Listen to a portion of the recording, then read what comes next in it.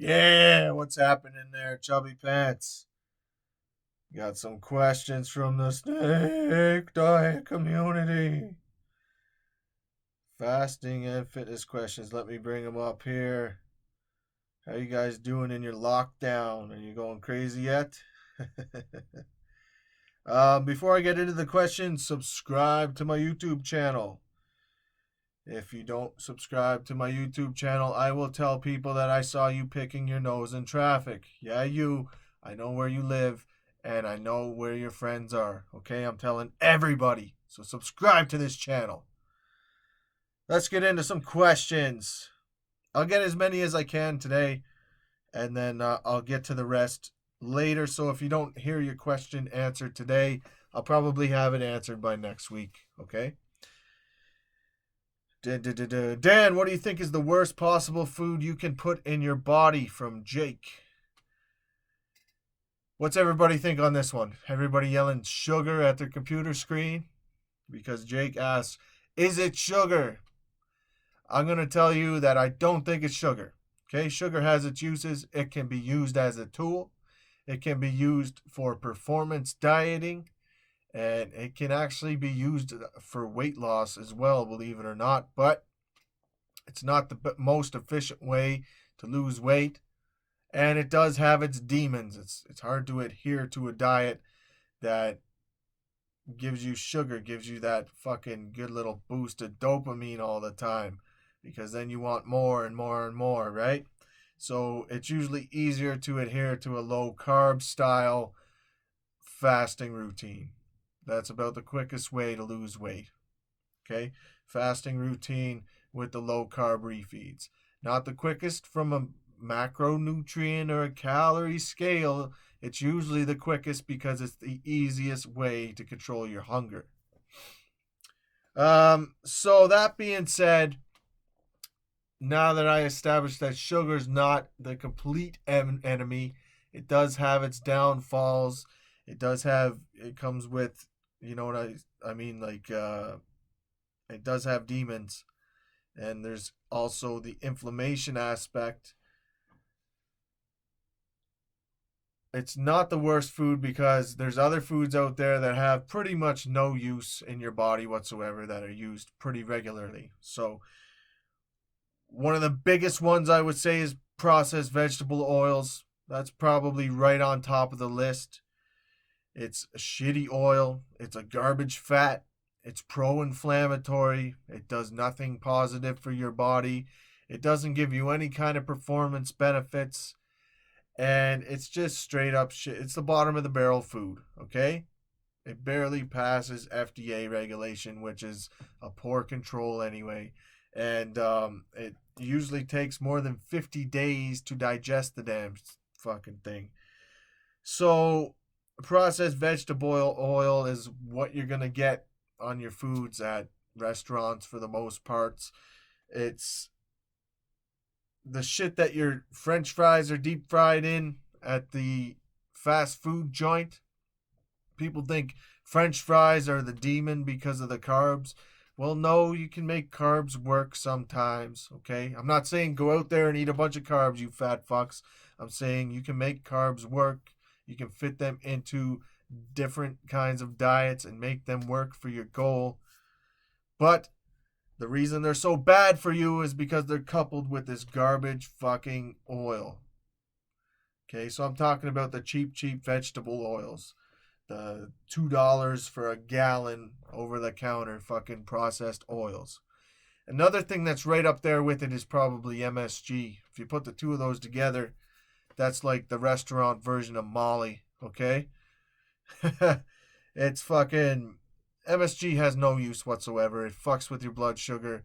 It's another garbage food that they throw in there just to get you addicted and to save money, basically, okay? So, moving on. Dan, what are your thoughts on cryotherapy? I think cryo's good. Uh, there's a lot of benefits to cold therapy, okay?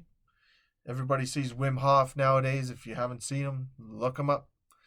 I personally get cold showers every day. I get washed in the morning in a hot or warm shower. Then I get my cold shower right afterwards. It wakes me up. That's like my morning coffee. That plus snake juice plus sunlight. Okay? Um, there's a lot of physiological benefits to cryotherapy, to cold therapy. My only issue with cryotherapy is the price point. I don't think it's worth the money that these places are charging. Now, I don't know where everybody else, like the pricing where everybody else is from, but where I live, it's about $60 for one session. Okay, so for cold therapy, to do any kind of real benefit for you, you want to get multiple sessions per week. So I don't think the price point is good. I don't think there's a lot of value there, a lot of bang for your buck. Okay? I much rather the cold showers. If you live somewhere where your water is not cold enough to get cold showers, you could always do ice baths. So you just put your coldest water you can out of the tap into the bath, and then you dump some ice in there. It's still going to be way cheaper than cryotherapy. And you can stay in there as long as you like. For the cold showers, if you guys want a little information on those, what I do, I shower up, I get washed in the warm water, and then I turn that sumbitch right over to cold as far as it'll go. And then I stand there for about 2 to 5 minutes. I let it run on my head, I let it go on my spine, and I get a good shiver on. And then I breathe.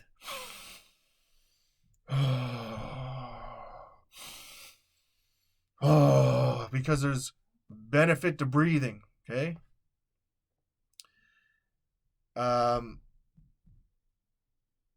I think that's honestly the best thing you can do. If you want to start with the cold showers, the progressive overload principle from training applies there. Start at 30 seconds and work your way up. I've done them as long as 15 minutes, but it's more of a time crunch thing that I just make sure I get it in every day and do 2 to 5 minutes. It's usually closer to 5 minutes, but if I'm in a time crunch, then I'll scale it back a little bit and just make sure I at least get a little bit in there to the point where I'm shivering, okay? That's all I got to say about that. Get some fucking cold showers. If you have money to dump on cryotherapy, if you're like, fucking Joe Rogan or one of these celebrities that promotes it, by all means, go ahead. If that's floats your boat, go ahead. But if you're just an average person trying to get by, I don't think it's cost effective. Next one. Dan, I fell on ice, pulled ligaments in my wrist, and now I'm on modified work and no repetitive motion. Can only lift half a pound. Sad days. Just really long walks now. No weights. Okay. That's no excuse. You can still not eat. You can still cut back your calories. There's no such thing as high calorie air. So if your fucking goal is fat loss, you can still not eat. And it's much easier when you're not training hard. So no excuse there. That being said, there's also no excuse to not train. You can still do lunges. You can still do squats. You can still do calf raises, crunches, all kinds of different workouts for your lower body and your torso and your core, okay? Torso being your core. Reverse hypers, there's all kinds of shit you can do without using your wrist. I have a herniated disc in my back. I've been working around that for years. It comes and goes, okay? This year it's been pretty bad. I still work around it. I still do belt squats. Belt squats are my new thing. Takes the load off of my spine, okay? I still do some light deadlifting when I can, when my back is feeling not so bad. I still do a lot of core work to try to mitigate that imbalance. I still do a lot of upper body work because I'm strong. My bench press is still up there. And I still do a lot of leg work. I just modify it so that it doesn't hurt the injury. Plain and simple, okay? Next one. NM asks, Dan, are you using blood flow restriction training while you're limited with the weights? No, I'm not. So I don't have any first-hand knowledge on this. I do know people who use it. They are all from the bodybuilding crowd. They want to look good. They want to have like those rippling muscles, the peaks on their biceps. And so they do this blood flow restriction training. And I talk to them, I pick their brain on it, and they seem to enjoy it, and they seem to think that there are some benefits there anecdotally, and none of them being performance. So when you see these things marketed, sometimes they'll be marketed as performance enhancing, but from what I know and from what I was told is there's no performance benefits. For me, my guns are big enough. Maybe when I'm in my 40s, I'll focus more on the bodybuilding aspect. But right now, I want to perform well. Hopefully, someday I'll get to power lift again. Hopefully, someday I'll get to compete in jiu-jitsu again. Okay? I'm 35, turning 36 soon. I only have a few years left of competition. And then, like I said, in my 40s, I'll probably reel it back. At that point, maybe I'll look into the blood flow restriction. So that's all I have to say about that one.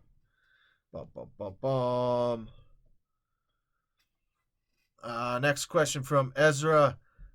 Dad, how much no salt and pink salt should I start off with in 1 liter of Evian? I have high blood pressure, trying to be safe. Good question. You got high blood pressure, and you're trying to be safe with the salts. There's no magic number, okay? There's no magic number for, I have high blood pressure, insert this number here, okay? But what I would do, you're talking about 1 liter of water, I would start with a half teaspoon of each. You mentioned the pink salt and the no salt. That's basically all I use for snake juice, okay? And then I use a separate magnesium as well. I don't use the packets because they haven't been available in Canada until recently. And now that they are, I'll probably pick some up just to support my buddy Cole, okay? But realistically, I can get by with just those 2 salts. So, in a liter of water, start with a half teaspoon of each. We'll call a half teaspoon of each 1 serving. Get that in over the course of 3-4 hours and see where your blood pressure is. Check your blood pressure at that point. If all is well, do another serving with another liter of water. Shoot for 3 to 4 liters of water total a day, but start off with 2 servings on that first day. If all goes well, on the 3rd day, bump it up to 3 servings. Okay? If all goes well, on the 4th day, start to bump up the concentrations a little bit. So with a liter of water, I'm saying half a teaspoon of each on those first few days. That's typically what I put in half a liter of water, not a full liter, okay? So start to scale down your water to salt ratio until you are at a point where A, your blood pressure goes up, at which point you would just cut it off there, or B, you're getting in 4 servings a day of the salts, okay? Spread out throughout the day. When your blood pressure creeps up and you cut it off, stay at that level. Assuming that doesn't affect your blood pressure for the rest of, the future, wait until you drop about 10 pounds. So I'm assuming you're fasting with this. You better be fasting with this, okay? Wait until you drop about another 10 pounds and then try to creep it up a little bit more. Like I said, max out at 4 servings a day. If you're hitting the 4 servings, perfect. Just keep fasting. You got nothing to worry about. Your blood pressure is going to improve the entire time. If it bumps up your blood pressure and you have to cut it off at, say, 2 servings, then when you drop 10 pounds, try bumping it up by another half serving. If it doesn't affect your blood pressure, that is your new normal. Okay? And do that as you lose weight, because as you lose weight, your blood pressure is going to improve. And as you do more fasting, your blood pressure is going to improve. Does that make sense? Hopefully that makes sense to you guys. It worked in my brain. That's all that matters to me. hey, I'm just trying to get that information out for you guys. What do we have for time? 15 minutes. Shit. I'll answer one more. I had planned on this only being a 15-minute video, so I'll get to the rest next week. I see there's a bunch more questions here. Dan, I'm having anxiety issues on some 72-hour fasts. I refeed every 72 hours, low carb, moderate fat. Good plan. My meats, okay, they go right into the meals, which is great for me to know, but I don't have to read all that off. On the fasting days, I'm only having snake juice, black coffee, and CBD oil. I have the CBD oil because I'm having trouble calming down in the evening. I can't stop thinking. I feel like I might be in fight or flight mode. Yes, you're probably in fight or flight mode. So there's some things to look at here, okay? Number one, there's a major red flag. You're talking about drinking black coffee. You didn't say how much. Caffeine and anxiety are like fire and gas, okay? Fire and gas. The anxiety is the fire. The caffeine is the gas. You need to eliminate the caffeine. Shouldn't be drinking it anyway, okay? It will take, since you're doing 72 hours, it will take some detoxing. It'll be a few days of detoxing because you're fasting rather than a few weeks of detoxing, which is great. So you might have a headache for a couple days. Your sleep might be off for a couple days, okay? Now, it says here you're having trouble sleeping and you're having anxiety, so you're using the CBD oil. Without the caffeine, I doubt you will even need the CBD. Okay? Because the caffeine's kicking you into high gear. It's throwing you into that fight or flight mode. And because you're fasting, your cortisol is already high anyway, and that's only ramping it up. And then you're having trouble sleeping at night, so you're supplementing to ramp up your cortisol for no reason at all, because you don't need caffeine when you're fasting. And then you're supplementing to bring it back down. You see? It's an addiction fighting an addiction. You're using exogenous sources to control your hormones when you could just cut it all out and you'll be okay. Other things I will recommend to you, though, in this scenario is, A, make sure your snake juice is on point. The salts, the minerals, they're going to soothe your adrenal gland. Okay? Very important. Make sure you're getting your hydration and your minerals in. Another thing, magnesium is going to be your best friend here. Magnesium a few hours before bed. Okay? My favorite is magnesium glycinate. Now, if you go on Cole's channel, he'll tell you get whatever fucking magnesium works. I personally like glycinate. I find that it absorbs better. It goes straight to the organs and it goes straight to the muscles and the cells. Okay? I like that.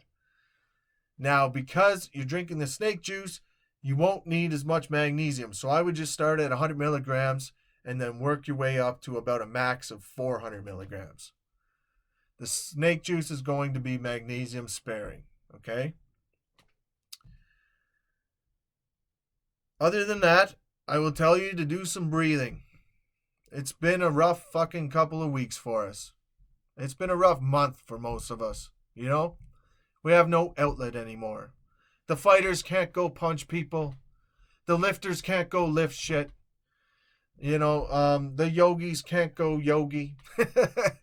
We can do a fucking watered down shitty version of that at home, but for the most part, most of us are not getting in our usual catharsis and our usual exercise. So I would say for sure to implement some breathing. If you don't know where to start, YouTube, Wim Hof, beginner breathing. It's perfect. It will start you off where you need to be, okay? And do that once, twice a day, just to bring your stress levels down. And that's it. Your sleep should improve within a week, and your stress should improve within a week. It's not going to be instant. It's not going to be that very next day. In fact, those very next days might suck even worse, because you'll have some rebound anxiety and you'll be detoxing from caffeine withdrawals. Okay? But know that you're going to get past it. Implement toughness. Get through it. You'll be good. All right? On that note, I'm going to let you guys go. My coaching list is currently full, but if you want to contact me to get in queue for next month, you can contact me at the number 4, Element, ELEMENT, fit, FIT, at gmail.com, or hit me up on social media, Instagram and Facebook at Snake Diet Dan. All right? Love yous. Peace.